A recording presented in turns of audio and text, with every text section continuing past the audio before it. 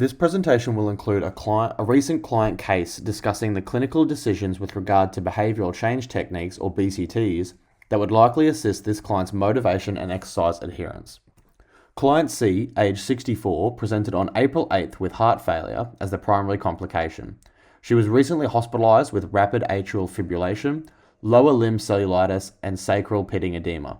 Her medical history includes non-ischemic cardiomyopathy with an ejection fraction of 35% as of February 2021, hypertension, obesity with a BMI of 39, and atrial flutter. She is currently on multiple oral medications for heart failure. Her goals include improving cardiovascular fitness and strength, reducing sedentary time, and enhancing her activities of daily living, or ADLs. She works full-time from home in IT, lives alone, owns a dog, and is an active member of the Torres Strait Islander community and a knitting group.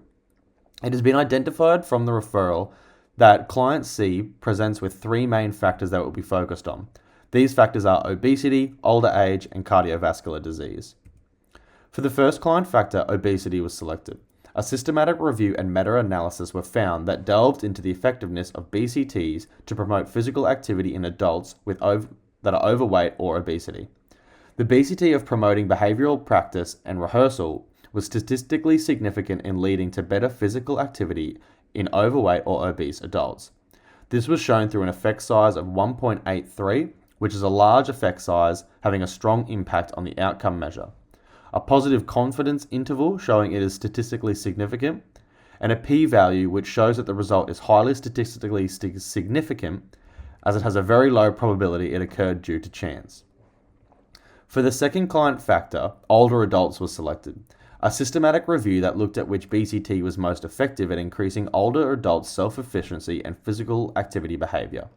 It was found in this paper that 5 BCTs were found to be useful for older adults in regard to physical activity, with the most influential being model/demonstrate the behaviour. This was found as it has a z-score of 4.24, showing it was very significant when present in physical activity. For the third client factor, cardiovascular disease was selected. A meta-analysis that involved looking at the efficiency of interventions to increase physical activity for people with heart failure. It was found in this meta-analysis that the BCT of self-monitoring of outcome behaviour was the most statistically significant for people with cardiovascular disease. This was backed up through the paper, as it had an effect size of 0.79, which is a large effect size, a 95% confidence interval. This data shows that the BCT of self-monitoring for outcome behaviours is a statistically significant and beneficial BCT for the client.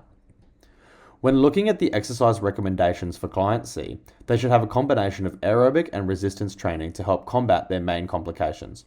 For aerobic training 3 to 5 days a week, they should complete a light to moderate intensity walk for 10 to 20 minutes, building up to 30 plus minutes.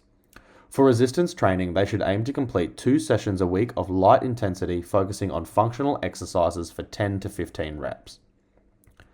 When looking at Plan A for the client, we will use the BCT of behavioural practice/rehearsal, as this was found to be the most effective when looking at the study focusing on obesity.